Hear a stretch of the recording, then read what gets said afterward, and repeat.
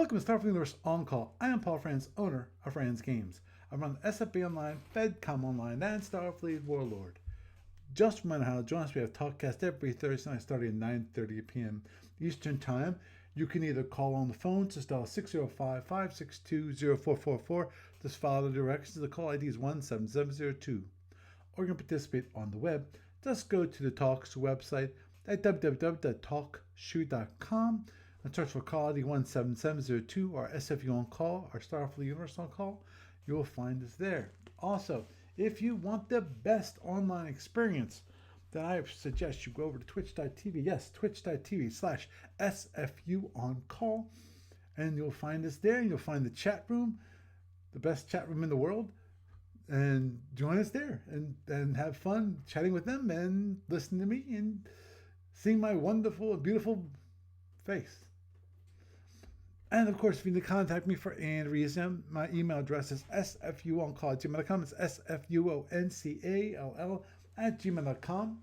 Also, if you want to follow me on Twitter, my account there is sfuoncall.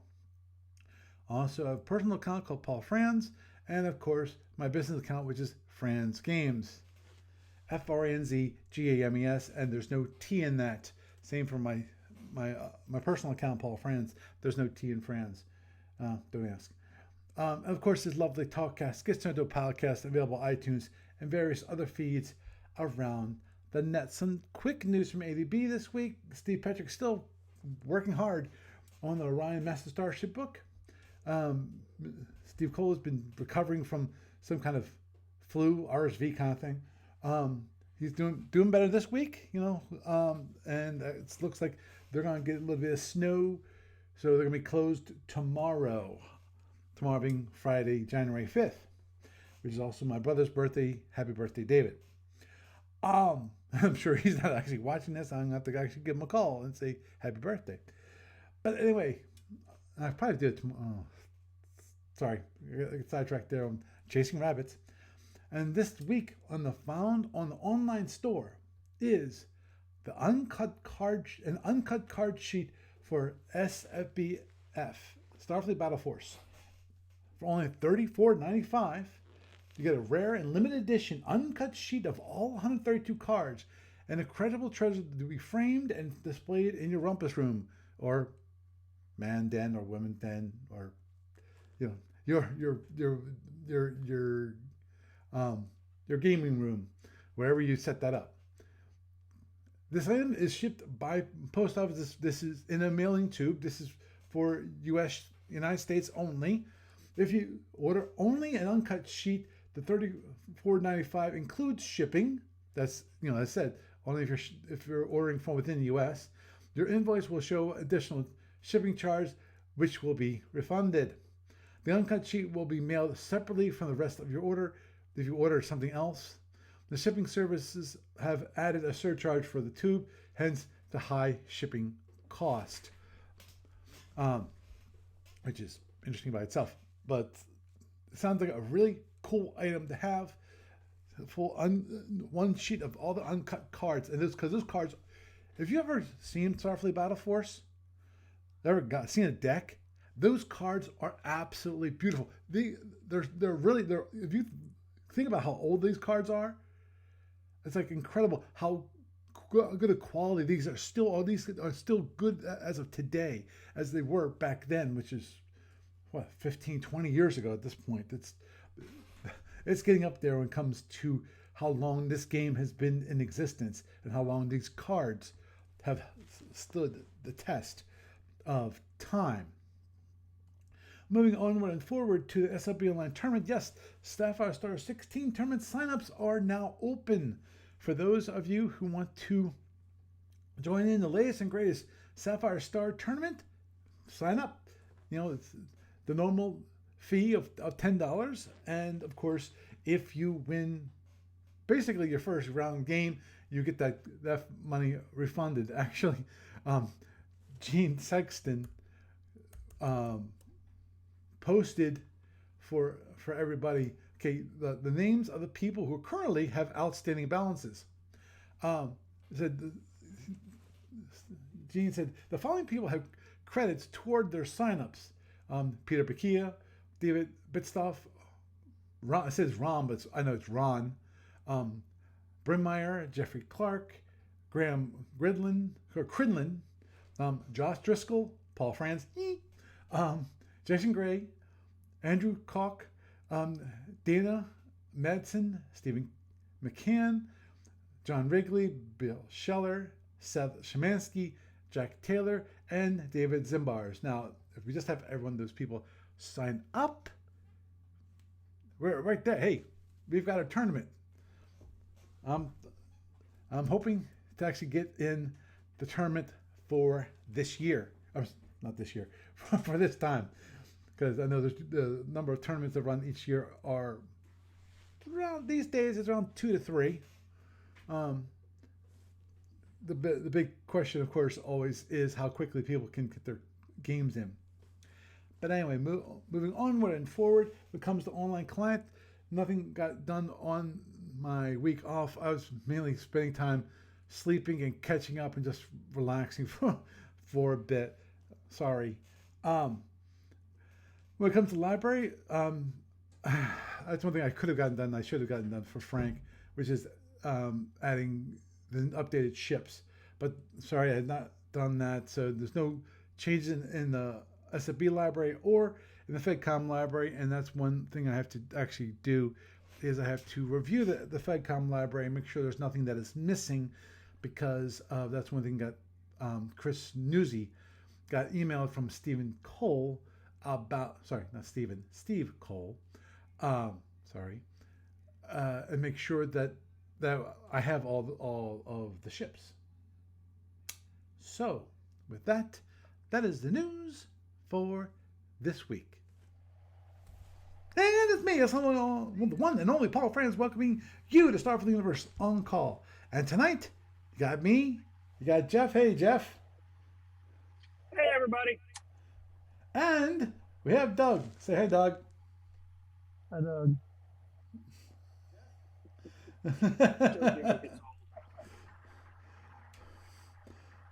Okay, good. Twitch is all set up so I can actually keep an eye on the chat room. That wonderful chat room that is on Twitch. And for those of you who only on the podcast, you're missing out. So I'll agree that, okay, some weeks it can be lame. There might be like one person there. But there are some weeks that are just great. You have 4 or 5 people in there, which is always great to see, especially when they're talking about, well, the things that are actually important, like me.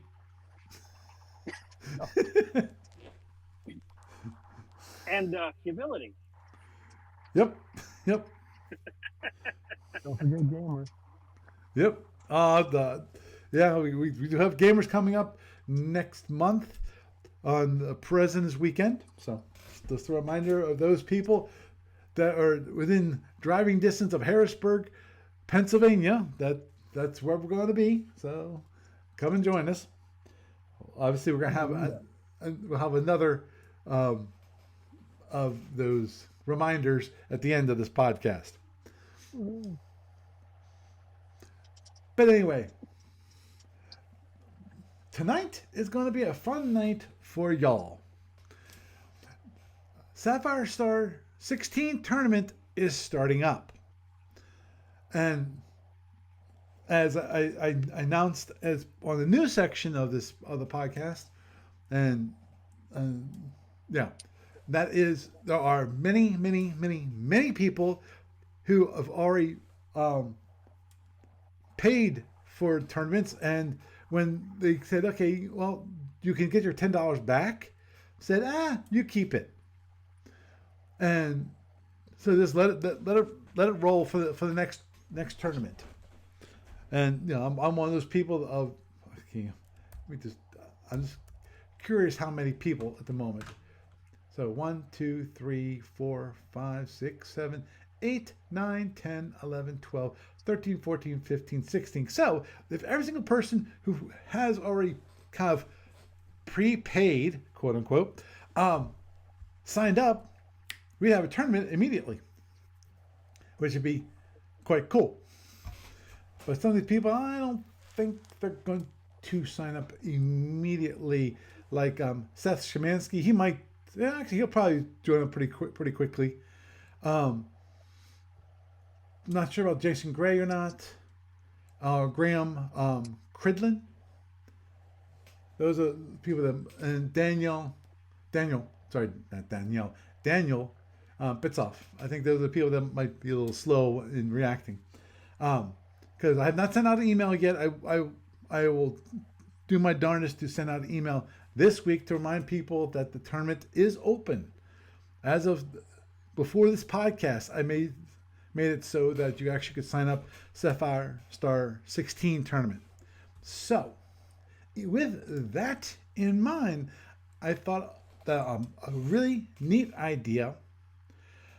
Hopefully, get some discussion on this, and I'm not sure how much from the audience, Peanut Gallery, are going to be involved in this, which is that choosing what tournament ship I'm going to play in the tournament, because I'm definitely going to be signing up.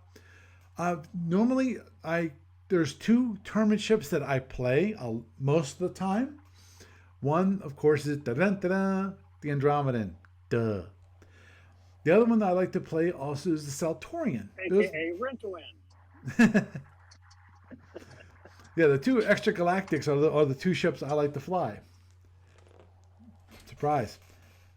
The one thing that really I always enjoy about the Saltorians is mainly the PCs. I like the PCs.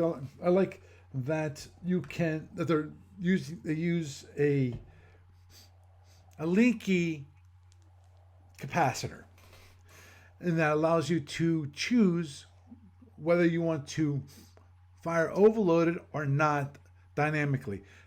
Now, obviously, the one thing there is an advantage which I might have taken advantage once, but I have a hard time really remembering the time I actually did.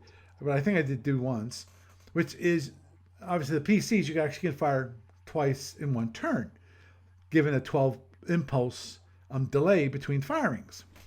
But that's a rare situation that I never think of the PC as a two, the firing the weapon twice in one turn. Because usually I fire it once, and then if I have leftovers in my capacitor, I save that for maybe the next turn. Because most of the time, that's the way weapons are dealt with. They're fired once, and then you don't have to worry about them firing again. Obviously, given a choice tactical situation, I would fire the second time, assuming also that I had the power, because sometimes I charge the capacitor so that I can fire an overloaded capacitor. I can fire an overloaded, but after that it's drained, which means after that I have to make sure I have reserve power. Normally, if I fire overloads, what does that mean? I get within range 8. If I get within range 8, that means I'm going to probably get return fire from my opponent, which means I'll probably use my reserve power either to have the ability to hit if I put myself in really a bad situation, or 2, reinforcement. So most of the time, I won't have the reserve power available to me to fire. So that being said, obviously I like Andromedans because I've always loved Andromedans. So, but I figured this time around, what the heck? Let's try something different. There obviously are multiple ships that can be played. And believe it or not, the Gendarian is available. As bad as it is, the Gendarian is available. I tell you what, why don't you review the offerings that are available that are not on the standard run-of-the-mill tournament? What's available for playtest since you brought the Gendarian? Well, the Gendarians actually is not playtest anymore. This is a rated Ace tournament, so it's not going to have any playtest ships. But there are some, the Gendarian was one of the ones that was, I was going to say ratified, brought into the Raid Days tournament. It's been what is it called? I know it's not ratified. That's a law. Authorized? Certified. Sort of. Okay, let's say certified. That's I'm still not sure that's the exact term, but basically made official. It's officially part of the Raid Days tournament. The drawing is one. They actually did modify the Fed. They did add a G-Rack to the Fed for those of you who, for the longest period of time, were bemoaning, oh, the Fed needs a G-Rack. The Fed needs a G-Rack. The Fed needs a G-Rack. You got it. So I always have to remember how that's loaded per chance. I think it's like half. I think it's weird. I think you get 3 spaces of drones and 2 ADDs, and you can swap 1 Type 4. It's not like anybody else. Right. Well, it's actually one of the only ones that only has, well, short of yes.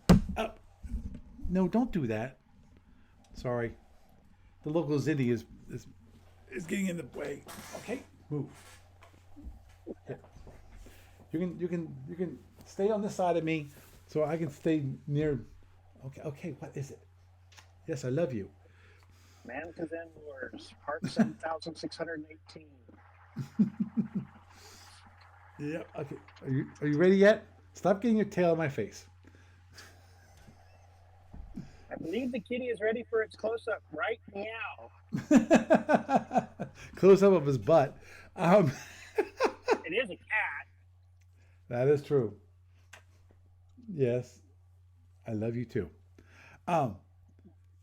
Crap. Yeah. Obviously, the thing is, the Fed has the only one short of like one of the Winds or possibly an Orion that has like a single drone rack. And of course, it's the only one that will have the G rack, which is very unique by itself because the G rack is one of the few drone racks that can launch regular drones. I mean, normal size regular drones, not dogfight drones, and launch ad rounds. Okay, kitty, I love you. You're very cute. Goodbye.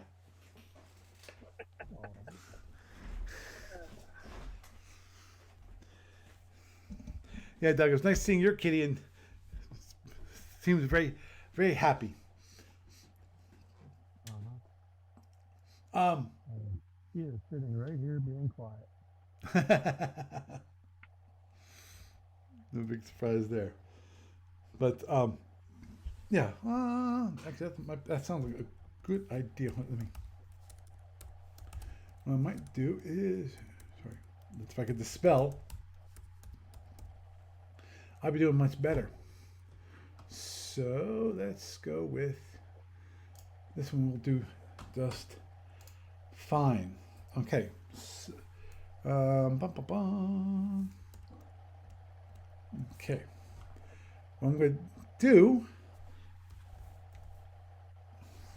which is I'm going to bring on the screen the different tournament ships, just to give people an idea of what is available. Okay.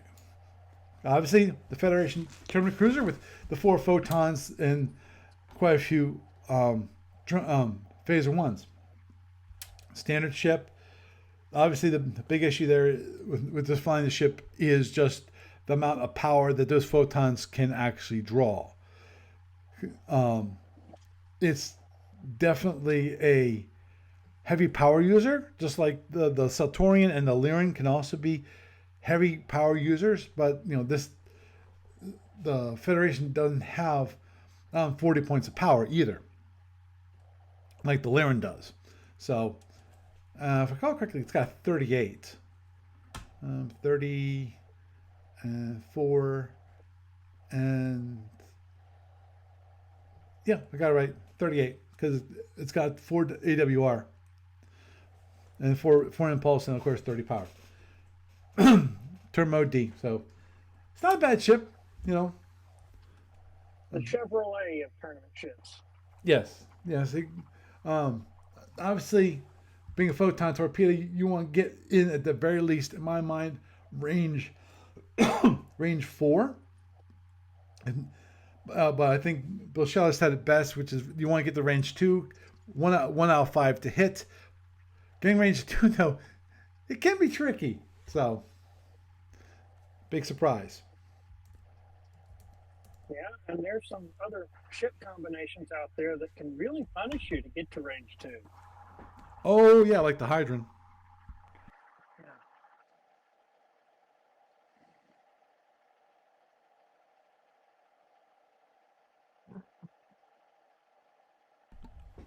There, sorry. First of the finesse boats, the Klingon, Yep, next one is the Klingon. the classic match to the Federation, the D7 versus the CC. Yep, and of course, then you have the. I feel like it's a pretty classic lineup matchup, which is the Klingon versus the Zinni. Yep. Because you have 2 scatter packs, and then you have the Klingon with an ad rack, so you can actually use it to some avail, compared to a lot of matchups where the ad rack is kind of useless, except for as a protective. 2 scatter packs. I thought they had one each. Yeah, they won each. Oh, I meant that's what I meant is that there are possibly 2 scatter packs on the board. Okay.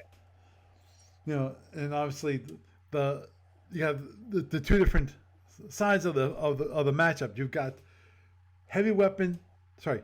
direct fire weapon heavy Klingon ship, and when it comes to longer range for a Klingon ship, and then you've got more seeking weapons in the Zinni and closer range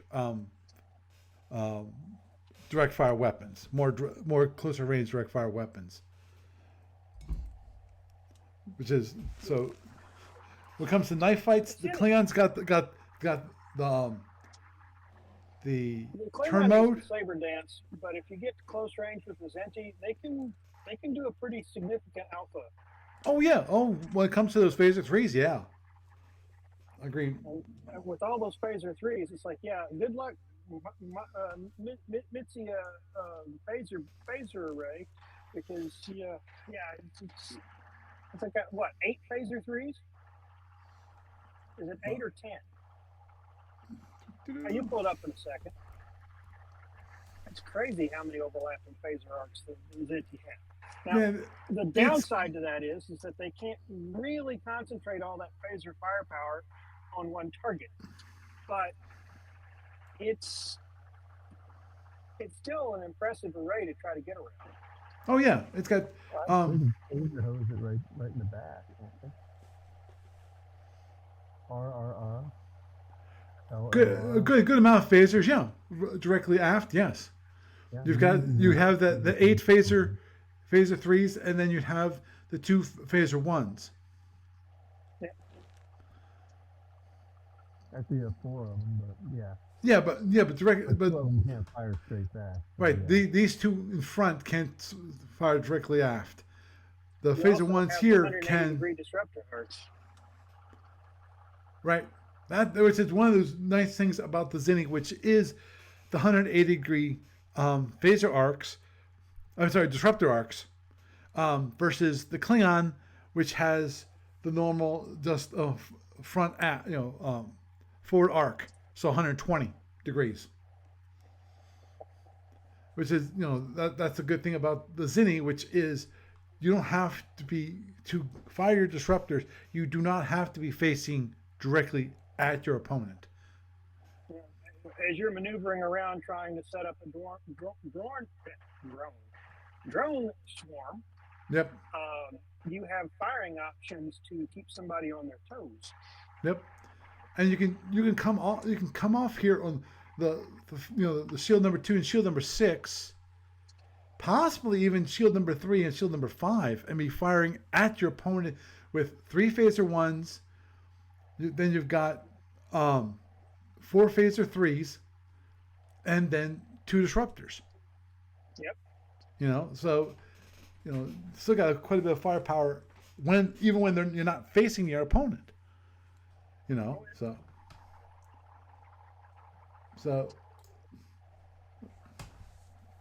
let's go on to the Klingon, the King Eagle, which is, it's, to be honest, it's one of my third ships I like to fly. Just because it's quirky. It's an underdog, that's for sure. Oh, definitely underdog, because it's one of the best cloaking costs. Lowest cloaking costs of all the ships. There's all the Romulans, I think. It is a tournament ship that exists nowhere but the tournament. You've got 30 box shields all the way around. You've got a fairly nice armor array, and you've got the potential of dropping a 100-point plasma if you're willing to spend the power point. The downside to all of it is that it is very light on phasers, and you have to have the cloaking device, because after you've launched your R at somebody and they weasel it away, you're twiddling your thumbs for 3 turns. Yeah, well, yeah, exactly. The big issue there is, unlike the Gorn or the KR or the Firehawk, it only has 3 torps, and that's the big issue. Because normally what you would do in those cases is that you match up the Plasma S with another Plasma F, possibly having the Plasma S as a pseudo torp, but the Plasma F is going to be real, but also your opponent has to guess whether Plasma S is going to be real or not. What was that, Doug? You can play the shell game. Right, exactly. Now, the King Eagle does get pseudo Fs, which is cold comfort, I remember the hue and cry years ago when people were trying to convince the powers that be that the King Eagle deserved an NSM, and nobody was giving them the time of day. Don't get me started on that, because I think it should. I think it should actually. I think it should have the NSM. Yeah, that's But the NSM is a weird one, because if you're moving fast enough to get out of the explosion zone of the MSM before it can get triggered, then yeah, it's weird. The tactics around dropping mines like that really change in the tournament because of the way a cloak hunt works. Mm-hmm. Well, see, here's what I feel about it. I feel like that it should get the NSM.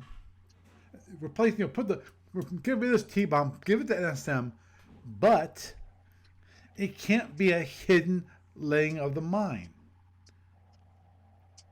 That's the only thing.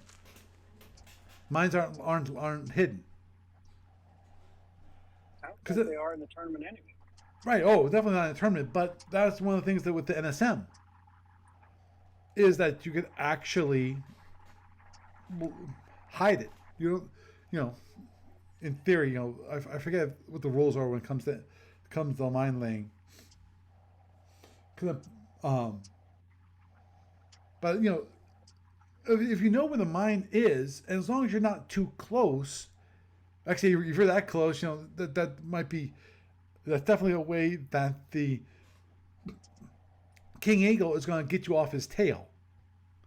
Because a T-bomb, unless you have your front shield down, you might just run it over and keep going. Well, the main thing that the T-bomb's going to do for this guy is teaching weapons.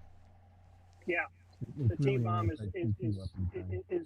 basically the way to deal with the swarm of drones coming at you.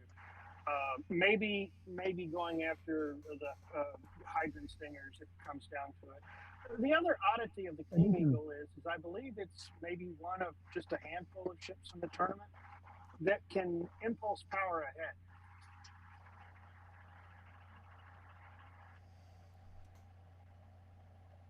Say what?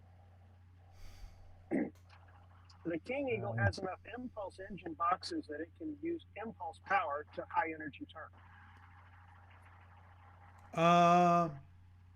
Maybe not. I don't think you can actually do a head using impulse engines.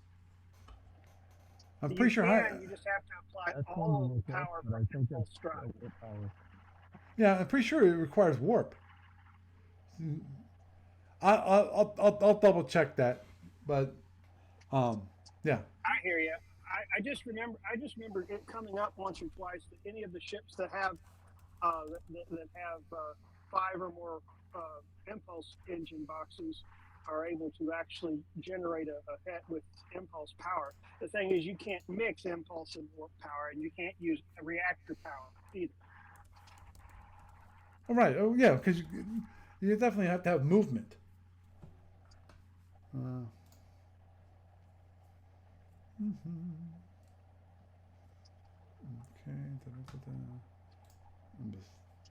I'm trying to look this up real quick. See if I can find it real quick. If I can't, I'm just gonna move on. Yeah. Okay, there it is.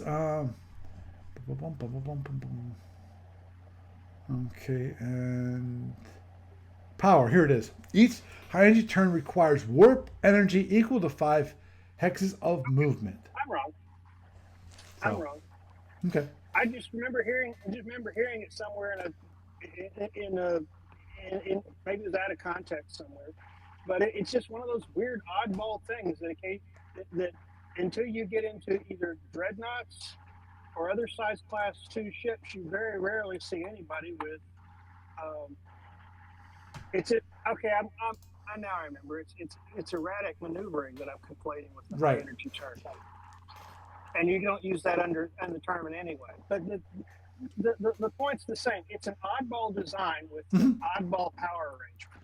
Oh, agreed. The King Eagle, the tournament King Eagle is designed for the tournament just because of the additional armor that's added and the additional phasers that are added compared to the classic King Eagle.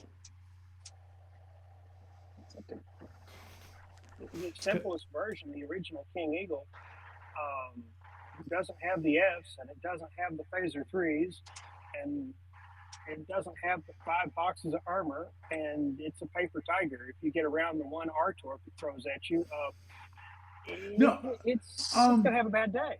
Jeff, I'm pretty sure, I have to double check, but I'm pretty confident in saying that the King Eagle, not the War Eagle, the King Eagle, has the Plasma Fs in addition to the Plasma R. It's the War Eagle.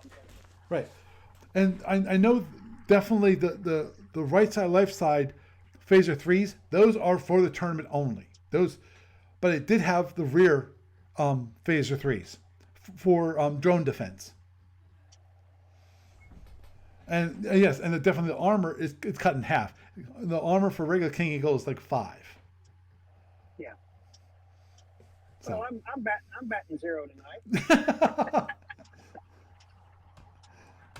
Sorry. Hey, no, it's fine. It's fine. It's like you stuff 30 years worth of gaming knowledge in your brain. Every now and then you're gonna whiff one. Yeah, because I heard some things leaking out your ears. Then we have, of course, I thought I muffled that. Then of course with the Ramen Firehawk, which is an excellent ship overall. You know, it's got the good phaser arcs. You know, for the phaser ones, you got the FX, FA, FL, and FR. Sorry, front arc right, front arc left, and also a rear extended phaser one, which is quite nice because then on the oblique you can actually fire 5 phaser ones, and if you need to, you can have 2 phaser ones firing out shield number 3 and shield number 5. Oh well, actually, if you include you can get like 5. No, 4. Yeah, 4 of the phaser ones. Shield number 3 and shield number 5. It has 5 impulse, which is not bad, and it's got center warp, which is also nice. You have right warp, left warp, and center warp. So that's good and bad. Obviously, the bad part about having center warp is that you can actually get it hit. You know, It, and it, it just doesn't look beefy enough for me. what's not It easy. looks a little on the light side of boxers. Hmm. I Yeah. want to make Well, them work to blow you up that much more. agreed. They can Agreed. do more damage.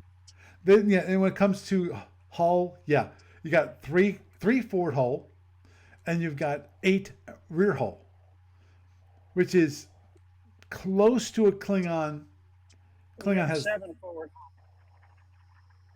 There's some forward hull. There's 2 boxes of forward hull in each of the outrigger warp oh, booms. I missed that. You're right. I forgot about the cells. Yeah, so you got 7 forward hull and which is equal, which is around like a win Great Black Shark, which is not bad overall. You know, it's got what 2 labs, which is yeah. Yeah, it's more of an eggshell than the other Romulan ship, the KR. hmm Understood though. You know, as I said, the forward hull is quite well protected. Yeah, which is good, which means your batteries are going to be well protected. With 7 forward hull, it takes a while to get through the forward hull to get to the batteries, Yeah. which is always a good thing when it comes to flying a plasma ship. Yeah, the batteries are absolutely critical because that's the only way you can actually launch on a rolling delay, unless you dedicate, unless you commit to firing at PA. hmm And of course, the one thing that I'm on, which is comes to Firehawk, you got the FP plasma S's and the RP/LP plasma F's. That's one of those things that's like, compare that to the next ship, which is the KR, which has the LP/RP for pairs of plasma S's and plasma F's, which in a way, I prefer because a lot of times you're going to dealing with those in those pairs for if you're going to be playing the shell game. Obviously, the good part about having FP arcs that the Firehawk has is that you have 2 plasma plasma S's that can fire the whole front half. That's the whole arc. But And of course, the KR is designed with the Klingon pattern of saber dance. If I'll come down the shield 6 side, then on my next pass I'll come down the shield 2 side, and so on and so forth. And they adapted the Klingon tactics to go with the Klingon hull. yep. And then you have with the KR, you only have 7 rear hull, and you've got 5 forward hull. So your batteries. Here's the question: Sure. Are you gonna use the cloak on any of the Romulan ships if you play them? Because I mean, really, you pay a big price to have that cloaking ability. True. It depends on the opponent. I really would think. Against the Orion, probably. Obviously, if I fly the King Eagle, I'm gonna probably be using the cloak a lot more often than not. But for the KR and the Firehawk, I'd say it depends upon the opponent. Most of the time, I'd say the cloak is not going to be used. At least I wouldn't, just because of I'm not that good of a person with cloak. Because always the issue with cloak, period, is that once you get under cloak, you have to have a plan to turning off the cloak and and getting it so that you're not going to get before you actually can fire, your opponent is basically got you lined up and is going to kill you as soon as you finish uncloaking. Well, that's why one of the lethal tactics. That's one of the early tactics with cloaking opponents was you pop a weasel as soon as you start fading in, and as soon as you're fully faded in, you launch your plasma, voiding the first weasel, and then you pop a second weasel right away, meaning you end up never actually giving them a chance to direct fire on you without the ship. Mm-hmm. Always good. On to this the Zinni. The Zinni, as we discussed earlier, has the 4 drone racks. It's got the most um, drone swaps when it comes to Type 4s. You can have three. You can have 3 Type 4s. I see. Is it 3 or is it 4 Type 4s?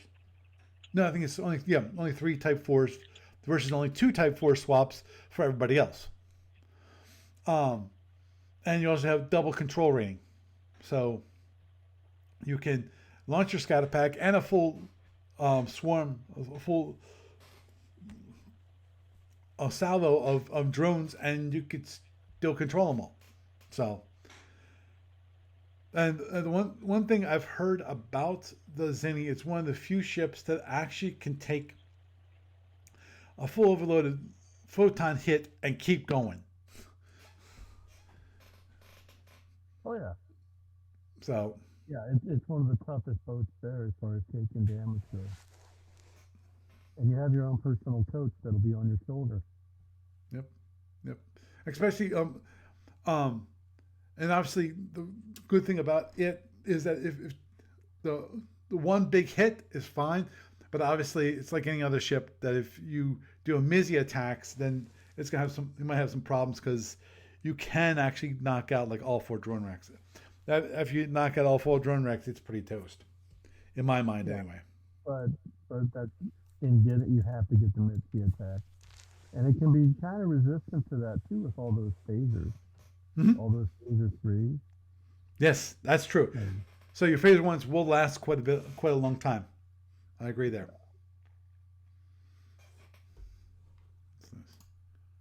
Whoops. I think it's one of those boats that you can be really subtle with, but you can also be really blunt with. It all depends on how you want to fly it. The Zinti is a really good phaser boat as long as you still have drones. But as soon as you run out of drones, you've got to start trying to slug. And the thing is that by that point, you've probably taken a bunch of shield damage as you've been dancing around. A lot of players are really difficult or get around the concept of, okay, when do I fire my 4s? When do I fire my fast drones? When do I fire this or that? And the thing is that the problem with mobile terrain is that if you're not hiding around the trees, setting up an ambush, you're not doing it right.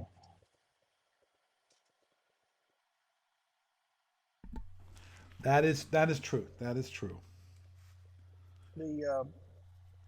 There's a lot of little goofy things you can do with those drone points. You get down into the weeds with how you build your scatter pack, and it can be fun. Put 1 Type 4 and 4 Type 1s in the scatter pack, make some of the scatter pack drones fast, and all of a sudden you've given somebody a real headache. Okay, which is the 4? Agreed. And then of course you have the whole thing with holding back your scatter pack for like the first 16 impulses and unload one of the drones. Yep. You know that trick. And here's one thing I've rarely ever seen anybody do, and that's actually by the extended range when it comes to the drones. Not much point in it. Oh, agreed that for most part there's no point in it. But you know, and that's I think that's why people rarely ever chose that. You know, it's one of those ones that I can imagine you doing it if you have an opponent which you know is not going to just phaser down your drones. You know, they're going to try to run them out until they die. You know. Yeah, and that point you have the counter attractor in the fishbowl. Because that's a big thing with this boat is that you have the ability to literally run your opponent down not worry about using your disruptors, and just That's right. grab them and tractor them and feed them drones. I mean, it's the Zinti that taught the Gorn how to anchor, after all. No. Seriously, in the earliest iteration of drone warfare, the Zinti were really hard to beat because they would just waltz up, latch tractor beam on, and unload every rack until whatever it was they were holding on to surrendered, gave up, or blew up. That is true, especially within the early years of SFB. The drones were so much slower than the ships. That And you really needed to anchor that sucker to feed them to them. right. Yeah. And your disruptors were basically if you had them, they're a secondary consideration. Yeah. They're nice for the fight once your opponent can't really run away from you. True. But the third Type 4 swap, the 3 points for drone upgrades. It gives them a lot of flexibility that even the Orion doesn't have, because you can reset those choices at the beginning of every round.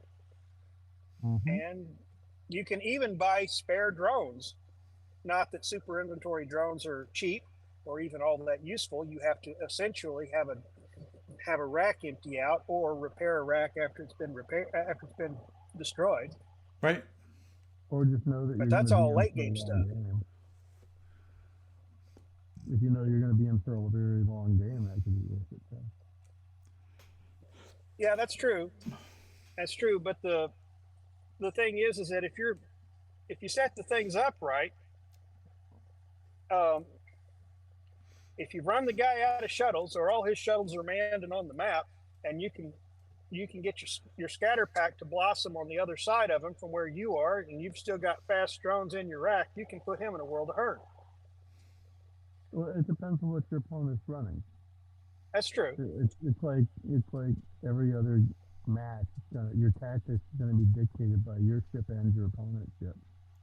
So That's if right. he's up against an Andromedan who's going to run out his drones most of the time, he might want that extra set of drones. I think it's He's what, not a gonna point want- and a half for a super inventory drone. Wow. That is a good question. Man. I think it's. I think if you commit to that, you can get at most two Type 1 drones, super inventory.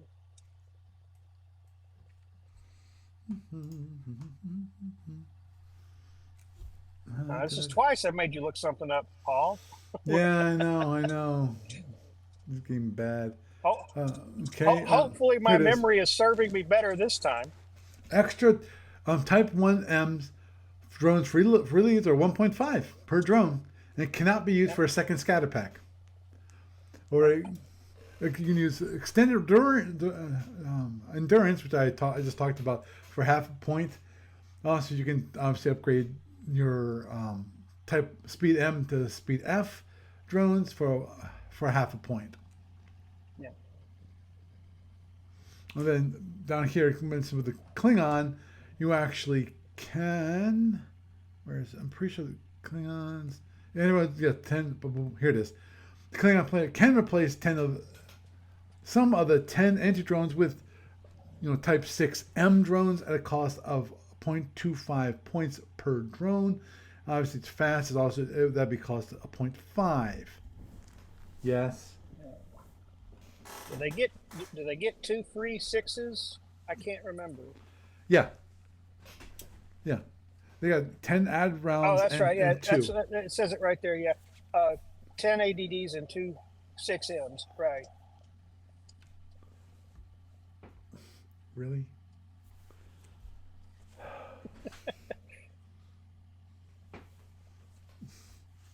Goofy cat. Not paying attention to the Zinti. He hears us talking about Zinti, and it's not him. Yeah, I know. Okay, moving on to the Gorn. Obviously, the Gorn. The biggest issue for the Gorn is turn mode D. It sucks. That being said, it still seems to be a tournament favorite. Oh, last couple tournaments anyhow. agreed. Well, I know that Peter Bakia, he gave up on the Zinni and moved over to the Gorn for a long time because really, okay, Kitty, goodbye. He played the Zinni for many years. He actually has a set of counters which are just his Zinni counters, which are so worn. I remember this like last time he was at Origins. Obviously I was a judge at that point.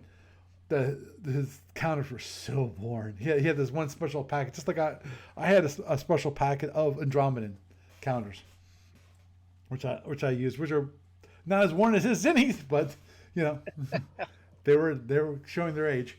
Obviously, the good thing about it is, of course, the right RP-LP Plasma S Plasma F combination. Though Plasma Fs are actually right side left side, so they have a little better arcs. And of course, the great thing about the Gorn is, of course, it's 8 phaser ones. Yeah, 8 phaser ones, but it's designed not to target all 8 phaser ones, directly forward. It's to make up for the bad turn mode. So you always have like somewhere either 3 or 4 phaser ones targeted at you at any time, no matter what shield facing you are on. So it's got a lot of phaser ones. It's got just a pair of phaser threes, which is interesting design choice. But yeah, it's that overlapping fields of defense. The similar to the way the B-17 or B-24 had the overlapping areas. They couldn't concentrate their defensive fire in any one direction. And of course, the other interesting part about the Gorn is the fact that it's got 32 warp, not 30. Huh? No, that's right. That's the non-tournament version. My brain is somewhere else tonight. Yeah, you're gonna have to forgive me. Yeah, the only one that has 32 warp instead of 30 is the Celtorian. It definitely has fast warp. But one good thing about the Gorn is a center hull. So right. So the batteries are protected, and for those of you who aren't that familiar with it, the reason why that's important for plasma players is fast load Fs. And of course, that's one thing that you can use it for.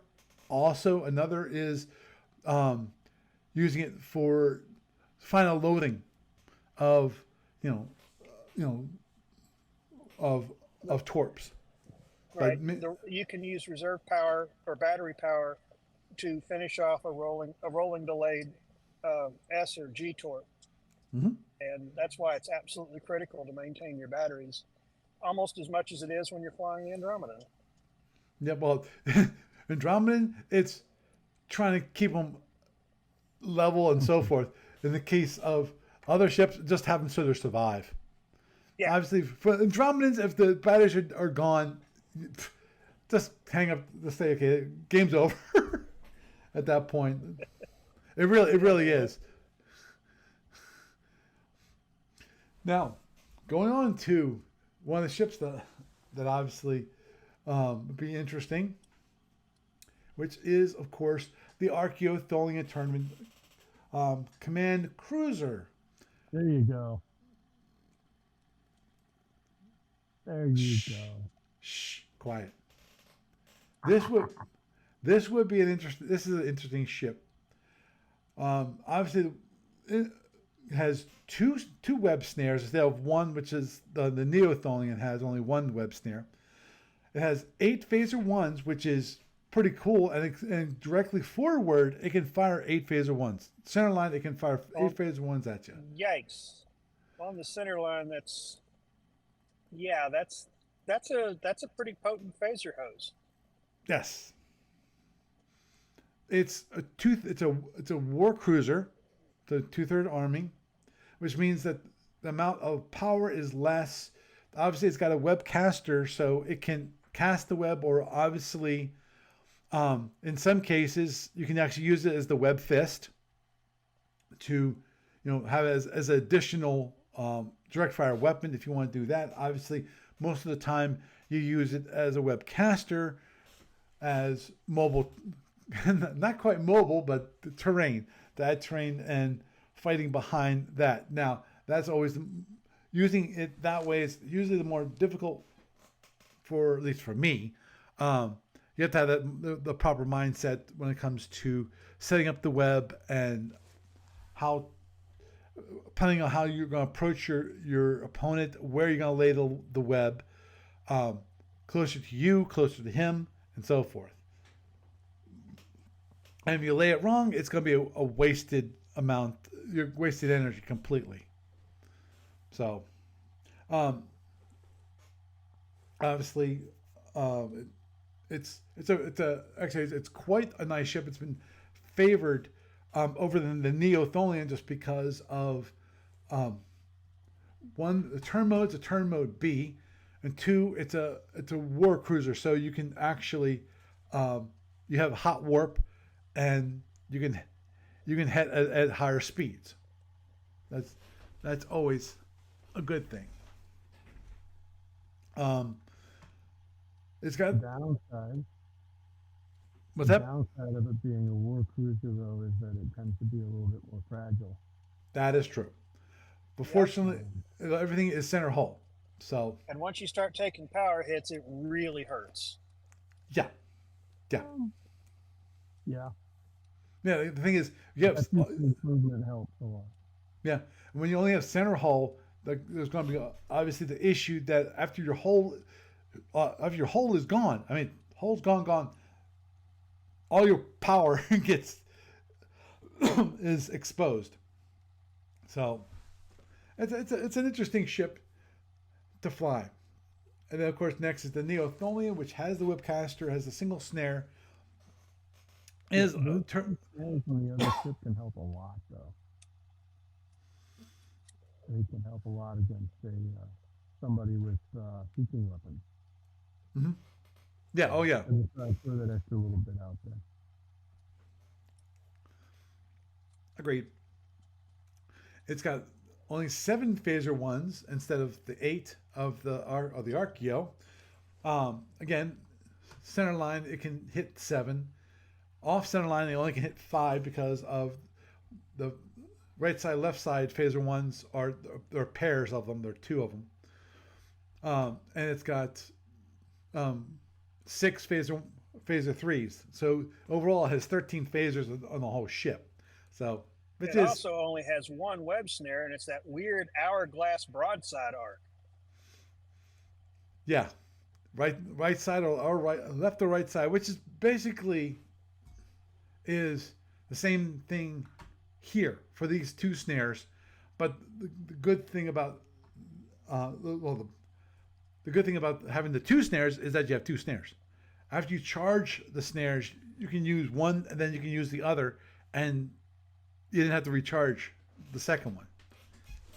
And you can actually use it twice in one turn versus a single one. You only can have a web snare used once in the turn. Obviously, the downside of this is that compared to the Archeo, is that it's turn mode 1. It also has turn mode B, which is good, but move cost 1. You mean move cost is more. Yeah, and it got split between forward hull and aft hull. 6 and 8. So it's an interesting ship overall, and the disruptors are all FA arc versus the quirkiness of the Archaeotholian, which you have 2 of them FA arc, one which is right front, and the other one's left front, left.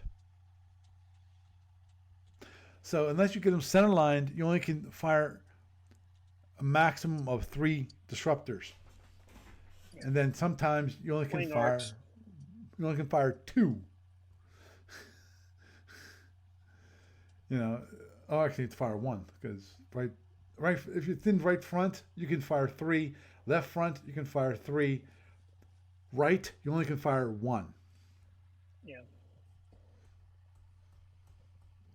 Of course, then there is the Orion, Mister, one of the most maneuverable ships in the entire tournament.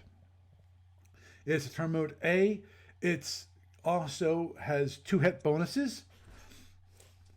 See, 1, 2, and of course it can double its energy. Like double its warp, double its impulse, so you can have a heck of a lot more power available on not on demand, but at the beginning of the turn. But obviously, the downside of that is you have to knock off a box. So if you double your energy for Yeah, double the good one old of the good old fashioned Orion power cocaine. It yep. feels so good, and then it crashes so hard. Oh yeah, oh yeah, and of course, one of the downsides of the Orion is it has 3 control boxes. That's it. 1 bridge, 2 auxiliary control. That's it. After that, it has no more control boxes. It's also relatively fragile in other ways as well. True. It's only got what It's six a, it's a, 6 forward hull and 6 it's cargo. a glass cannon. Yeah, and the restrictions on the wing mounts for the secondary options. Um, it's been a while since I've seen anybody put fusions out there. Usually it's drones or a drone and a phaser just to get an extra point in the phaser cap. Mm-hmm. But I think the most popular recent addition is a GAT in on one is a GAT and 2 hellbores in the front and drones on the side, and that one's scary. Agreed. That can be scary. Usually the Orion selects 2 packages. One package is the phaser boat. 1 phaser G, and then 4 phaser ones. So it can fly as fast as it wants, and if there's an Andromeda, it can kill it. And now the other one is all up to that person. Yeah. In theory, I've never seen anyone do this, which is the all drone option, where in that case you get the oak disc at that point. Okay. You have to take 3 racks to get oak disc? I can't remember either. And if you don't have oak disc, if you discount oak disc, the only other ship that has double drone control is the Klingon and the Zinti. Yeah, but without oak disc, the Orion has half drone control. Oh, that's right. If a ship has at least 3 drone racks, it is automatically equipped with oak disc. Okay. And Orion can select a Type B rack for 1 or more of its option mounts. Can swap Type 4s, drone number 3, but does not gain a scatter pack. Doesn't get any upgrade points either. And then, of course, the photons does not start with overloaded energy like the Federation. I gotta love this one, which is you can't add tractors, repair, mine racks, hull, cargo, transporters, or anything else prohibited by G15.4 are not allowed in the option mounts in tournament. Which is like, really? You have to actually say that in a tournament? Can you imagine someone putting cargo or hull in the front 3 option mounts? Depending on the situation, I might be tempted to try to see if I could get AWR up there. Yeah, I'm willing to bet it's under G15.4. It's prohibited. Because yeah, I'd have to double check on that rule. But anyhow, obviously It does have a cloak, so which is quite nice, I'd say. And of course, the breakdown is 6. So even if you use up your 2 head bonuses, you still have a 1 in 5, a 1 in 6 chance of actually failing. It's interesting. The cloak cost on that ship is proportionally equal to what it is on the King Eagle. Yeah, Half the warp power. but if I recall correctly, the cloak cost actually goes up if you double. If you double, the cloak cost doubles, and you can only get that lower number on the cloak cost if you deactivate all warp sources of power. If you're running on impulse, standard reactor, and battery, you can get that lower cloak cost, and that's the only way to get it. If you generate any warp power at all, you have to use the higher cloak cost. Mm-hmm. Yeah, and it's a rare thing that actually I've seen Orion's actually cloak. Yeah, really typically it isn't used, which is why they got the alternate tournament cruiser later down in the list, because they basically said, okay, you're not going to use the cloak, we'll give you something approaching a regular cruiser. Right. Agreed. That ship's not available, unfortunately. the Orion CA. Moving on onward to the Hydron Lord Marshal. Obviously, I love that. It's a nice ship. The problem with the Lord Marshal overall is that it's really has an issue with Mizia. If you actually are if you get your opponent and he Mizias you, you can basically lose most of your weapons off the ship pretty quickly because of you've got your fusions, you got your hellbores, and you got your phasers. So you can easily lose three weapons per Mizia attack. But you know Not to mention the fact that you don't have any 3s to pad your phaser 1s. That's the downside of the phaser G, is it makes your ship that much more fragile. Agreed. Of course, then you have. On the other hand, there is. Yes, it's the best weapon. It's the best weapon to damage output weapon in the game. 1 point of power for up to 16 points output. Yeah, the thing is this, and it comes down to it being like, depending on your tactic versus your opponent. I mean, you don't have to arm your fusions. You can run that as a go in, blink off on a shield, and then hit it with hellbores, run away, and be a subtlety ship. You can avoid getting close. Or you could run right into your opponent's face, fracture them, and on impulse 1 of the next turn, give them 4 overloaded fusions and 8 phaser Gs. And if you time it right, the fighters will be in range too. Yeah. And the fighters, you either put them out to soak up weapons, or you wait and you launch them once everything else is gone, and they can be the coup de grace. Yeah. You got a lot of options with the Hydra, and that's just tons of options. That's just it. It's such an embarrassment of riches when it comes to options that it intimidates some players. Yeah, and the thing is, it really comes down to what are you going to do tactics-wise against a particular opponent, and what you decide to do on the very beginning of turn 1. It doesn't really allow for a lot of variation after the fact. So. Agreed. Hey, here's one that's like cracks for Paul. What's that? Open your eyes. Yeah, the Andromedan. I figured we'd skip past the Andromedan just because of everyone knows how and this is not the one that's currently in the client. It actually has 2 TR heavies. It's got the same phaser complement.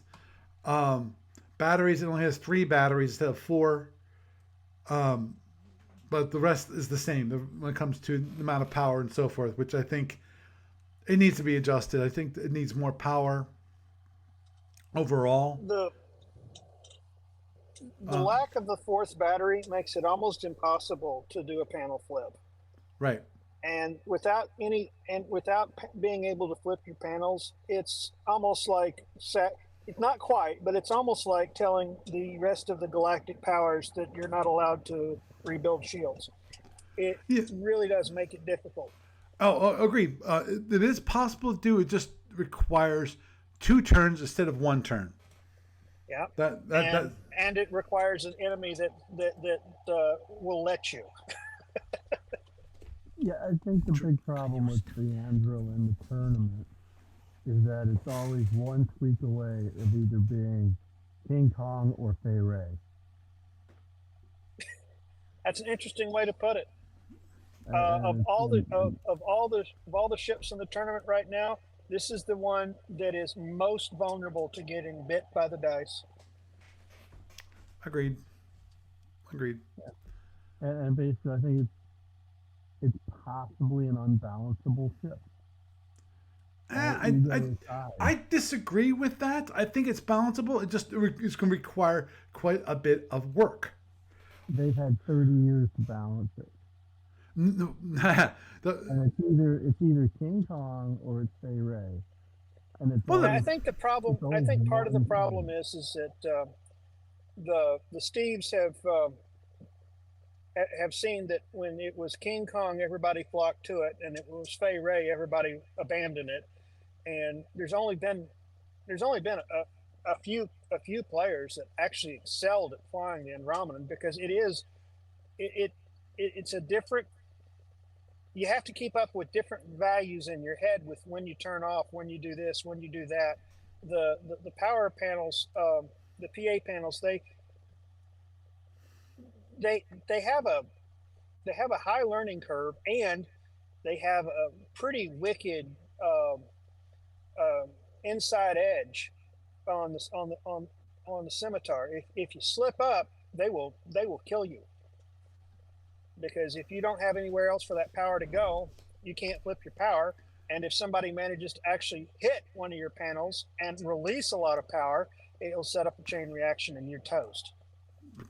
It's one of the few ships that could take a leaky hit and end up doing a Death Star. Boom. Right. Oh, it is possible. It's a rare thing. It is. It's actually it was fun the one time that actually happened to me, where I got a whole crowd around just hoping to hit the next panel hit. My ship was dead at that point. Let's see how far this can go. Yeah. And that part was fun. But okay, getting back to the balancing of the ship, the biggest issue is that people have no interest. No one's had really an interest, except for a few individuals, to actually balancing the ship. Everyone likes that it got nerfed. Two of them are on this podcast. Yeah. Most people loved it that it got nerfed and got basically withdrawn from the tournament, so they didn't have to deal with it anymore. Yeah, because it's either King Kong or Fay Ray. And if it's King Kong, you don't want to fly against it.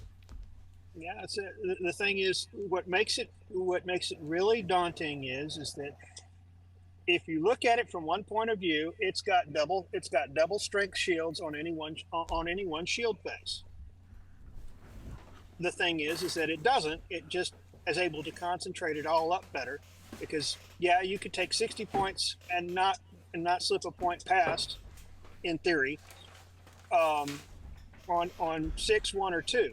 But you'd have to change 2 or even 3 hex sides to get the rear panels in arc, and that's what makes it so interesting to fly, is that you're always one slip away from total disaster. Yep. It looks like round 3 of the Man-Kazin Wars tonight. Uh-huh. Yeah, I know. You playing Gorilla? I'm gonna get you by the ankle. Yeah. Uh-oh. Okay. Quickly, of course, the Lyran has the 2 SGAs, which is always one more difficult weapons to actually weapon systems to actually use effectively because of it requires you actually to get close to your opponent. And they also can draw a lot of energy. Of course, the great thing about ESGs is that they're capacitors, i.e., after they're charged, they don't require further energy to put into them until the next time they need to be charged. You know. Most people that want to fly with ESG as a weapon end up going with the LDR anyway for other reasons. Yeah. Yeah. Yeah. I think of the two of them, the LDR is the better tournament ship, personally. I mean, the Lyran is probably take a hit better, but the LDR just has so much more options for dogfighting. True. Now, the LDR, I ran that a lot way back in the day. And yeah, I remember. It is an excellent. It's basically a Jaguar. You know, you're going with speed, hit and run. But if you can set up a good overrun on your opponent, where you're not going to die horribly going in, and you could actually destroy anything in the game with that ship. Yeah, the fun thing to do with the ESGs is to stagger them going up so that your alpha strike hits with the first with the front wave of ESG hitting the ship, and the second ESG comes online just in time for you to drive the back end of the ESG into the same down shield. That's the old 1-2. That's the 1-2 Foxtrot uniform maneuver. Mm-hmm. My preference with it was to have both ESGs at their max power at 0, get the overrun hit, let them take the shield down. Yeah, because it's damage under movement, not damage under direct fire. Well, the thing is, if you tear the shield down with the ESG, basically you're gonna just destroy everything else with all your weapons, because you got those 2 phaser Gs. And you do a center line overrun on somebody, they're gonna have a bad day. Yes, they are. And if they let you do it, they're going to receive everything they deserve.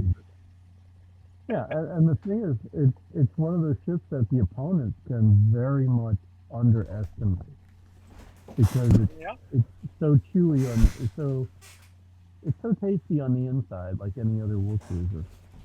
Yeah, it is relatively fragile. It's got, aside from the ESGs, it's got those FX arc center disruptors, which is interesting. And you can spend several turns running around, hitting them with non-overloads or just 2 overloads. Oh yeah. A couple phasers hanging away, and you can grind that opponent's shields down, and also get them to expend all their energy in trying to get you. That's right. That's when I would fly the LDR, I would just I'd use the 2 FX disruptors, and I'd leave the 2 secondary disruptors unpowered to take hits, so that I could preserve the disruptors with the better arc. And I just chew, and when the time looked right, I'd cut in and we'd see what we could do. The one thing I really liked when I was running that ship was just the sheer flexibility of it. Oh yeah. I mean, you can go and you can play the kiting game with your opponent, but you could also go in for the knife fight and the fed over type overrun. So, yeah, I mean, the ideal strike for this guy is that you wear down some shields at long range, and your opponent expends a bunch of firepower at you, and you go in and overrun them on impulse 32 with your maneuverability. And then you follow it up with 4 overloaded disruptors, and it just... And you follow it up on impulse 1 with overloaded disruptors at point blank range. And if you've got a shield left, you can brick it up to boot. Yeah, and even if you don't have a shield at left, I mean, if you hit them with Yeah, your ESC to take the shield down, and you hit them with 4 phase, 8 phaser threes and all your other phasers that have survived the run in, he's going to be hurting with what's bearing, and you've got probably 3, if not 4, overloaded disruptors on impulse 1. Oh, and also don't forget, if you do it, you can launch 2 suicide shuttles on him at range 0. yeah. It's one of the ships with 2 bays, so He you can has, do a double he has bay to dump. choose, he has to choose between shooting them or shooting you with Yeah. whatever's still bearing. And yeah, that's a very bad moment for anybody that lets you do that. But again, you know that's just like a coup de grace moment. So there you go. Oh yeah. Very much so. So Paul, I would not recommend that you run this ship. You mean the Uh, LDR or the Laren? no. I would say take the Lyran LDR over the regular Lyran. Although that's a nice ship too in its own way. Yep. True. So who have we not talked about? There's the Well, we there's haven't talked the about We got the 2 space wins. UN. You got the space UN. Yeah. You got the Great Black Shark. You've got the Oxbox. Yep. Oh, the Um, Oxbox is another one that is very special for Paul, and is very, very tempting to run. I have remembered more than a couple of podcasts where Paul has had some rather blue language on drawing the Oxbox in an upcoming tournament fight and wondering how he's going Yeah. to handle it. Yeah. Well, the other side of that is I've seen Paul in live play, like hit that thing 3 times successfully, Yeah. Well, which I will never let you ever forget about. yep. Well, yeah. If you're able to hit 3 times successfully in the Oxbox, your opponent needs to go out and buy a lottery ticket. No, he needs to go out and buy the lottery. Yeah, that's true. His opponent probably has already lost at that point. Well, yeah, the Oxbox is one of those really odd designs. It's what they did to it to fit it into the tournament profile with the way it's constrained to its design elements is talk about King Kong or Fay Ray. This is either King Kong or King Kong with a limp. I'm not sure which. King Kong with a limp because this one's much more forgivable for you. I mean, Oh yeah, compared to the Andromedan, you can make a mistake or 2 with this and still win a game. With the Andromedan, if you make a mistake, you are probably done. yep. Unless it's in King Kong iteration. So there's that. Yep. Yep. Very survivable ship that Paul's incredibly familiar with. Maybe we should talk about something else because if Paul decides to take this ship, he's perfectly fine with that one. Yeah. Agreed. But I mean, if you wanted to do something different, that LDR might not be a bad option.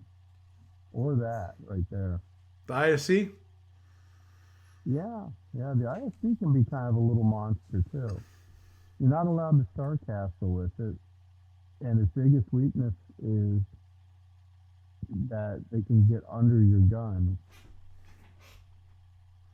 With That's just it. The PPD has PPD that minimum is range thing. that has that myopic zone that just as soon as everybody else's heavy weapons get into primo overload range, you're out of luck in more ways than one. But on the other side of it, this is a ship that he can bolt those plasma Gs with. Yeah. Take a shield down with phaser 1s and plasma Gs at range. And Yeah. just feed them an overloaded PPD and run away. And if you get chased, you've got those plasma Fs, those tail guns to help with that. The problem with that is that you've got to be careful of not running afoul of the specialized rules on those plasma F tail guns. You can only fire one at anything larger than a shuttle per turn. Oh yeah, but that can be spaced over 2 turns. Yes, it can. Very true. And and if you've taken somebody's number 1 down and done a little mid-skill work on them, they might not want to take that one phaser or that one plasma F down their throat as they chase you. So the only problem I see with this is that it would be a very subtle ship to fight with. If you're not used to using the PPD, especially. Agreed. And the other thing, I mean, it's a matter of different tactics. You could throw out, you could run in at them and just take a tactic of grinding their shields down with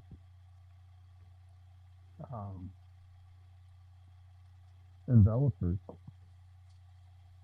because that gives them a choice. They can ignore it. They can choose not to weasel it and take a little bit of damage all around, and that little bit of damage here and there all around can add up over time. It does, and as a matter of fact, it was a tactic that was used by the fella who got pretty far in the last tournament flying the ISC.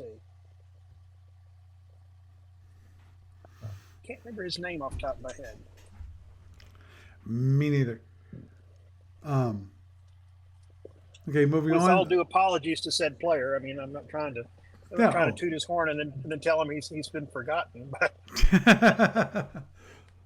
Random player number whatever. Yeah. Right. We apologize in advance. Red shirt number 6. Okay. Well, we already talked about the LDR. Saltorian, I've already discussed it. So moving onward and forward. What is there to say about the Saltorian you haven't said before? That's true. Yeah, Okay, now the Zendarian Light Tournament Cruiser is sucks. Overall. Not much to say about it because you don't have much weaponry here. It's toast.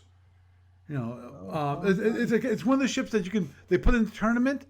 They made it official because they know it wouldn't screw up the tournament. If anyone plays it, God help them, because of yes, you can the medium railguns can actually do some damage, but the arcs are so quirky. It's going out each direction that you're not gonna have it. You're not gonna be able to play against it. You don't have that much. 1, 2, 3, 4, 5, 6 phaser 1s and 2 phaser 3s. You ain't got much of a chance here. So, and the rest are unofficial and not in the tournament. So, More's the pity. I actually think it'd be fun to fly the Frax tournament ship. Can you go back to that one? Which one? The Frax? Yeah. I didn't bring up the Frax. Here's the Frax. Which is four disruptors and 8 phaser 1s in these weird overlapping FX-RX arc groups, which means that the only way to get a decent alpha on them is to give them the broadside. Yep. I agree. It's kind of a neat ship in the Frax overall are neat in that the whole idea is to simulate more of a battleship, where most of the weapons are broadside. Yeah. So without having turreted weapons, which is the province of the Borak, as I recall. It really is an interesting design, and it calls back to a different era when the primary naval tactic was trying to cross the T on your opponent. Well, you do the same thing with the current ships anyway. That's true. You can. It's just that your weapons arcs are varied between different factions. The symmetry of the frac ship just appeals to me in a very interesting way. You've got just the way it works out. You've got a mediocre secondary with the four phaser threes, but aside from that, I mean, it's a tough looking little ship. Dude, it's a hell of a phaser boat ship. Oh yeah, that's the thing. If you forego the disruptors and you just want to fly around and phaser the heck out of anything that comes your way, that ship will do it for you.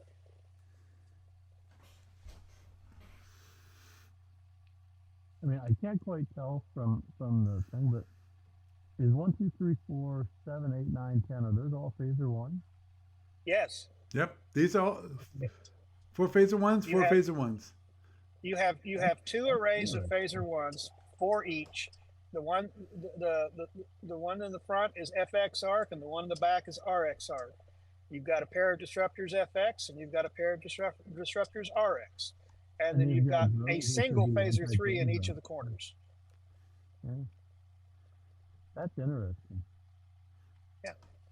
And of course, it's that symmetry. Yeah. As I said, it's designed so that you're fighting broadside. You're not fighting. You're not trying to use your front. You're trying to use your back. Out shield number 2, 3, and 5 and 6. That's to do any kind of an alpha with pretty much everything involved. But that's a really nice phaser boat right there. Uh-huh. Why do you think I was lamenting the fact it's not the current tournament? Because you got that spot on each side where you can hit somebody with all 8 phasers and just keep going at high speed. Right. And also has, of course, the 2 shuttle bays too, so which is always nice. Yeah, you can do a double bay drop, and if somebody decides they want to try to get in behind you to stern chase you, impulse 1 of the next turn, you can make them see exactly how much they want to deal with it by dropping your 2 Type 4s and 2 overloaded disruptors while you're working on charging your phasers back up. Yep. Okay, well, gentlemen, it's really late. Yeah, it is. It has been. What did we talk about there? Hanger flying tournament ships. That's what happens. The time just melts away. Oh yeah. So, Jeff, it's always a pleasure to having you. You stay safe out there. I'll do it. Good night, everybody. Good night. Night, Jeff. Okay. Well, Doug, yeah, you have a good night. Yes. Yeah, Gamers of Winter coming up. We're about 7 weeks out. And Harrisburg, Pennsylvania, gamersofwinter.net. And we'll have some SFE stuff there. I would like to schedule. If nothing else, we can have a good meetup too. So people who want to play SFE, there you go. Anybody who wants to play F&E for the weekend, we have a lot of space at this place. Yeah. Definitely. I think it's the largest space we've had in several years. So, but there's that. There are some pictures of the space on the Gamers of South Central PA thread on Facebook. It's not the last picture that I posted though. That one was from prior winter when we went to that cafe. We rented that cafe for the event. Right, which was nice. So yeah, there's that, and just so everybody knows, we not only do we have more space. This is an actual hotel that has 3 other meeting rooms that we can pick up any of them if we have to. So yeah. Yep. Okay. Cool. Happy New Year to everybody who hasn't heard that 5,000 times already. I'm sure he'll quite a few more times still. Okay. You have a good night.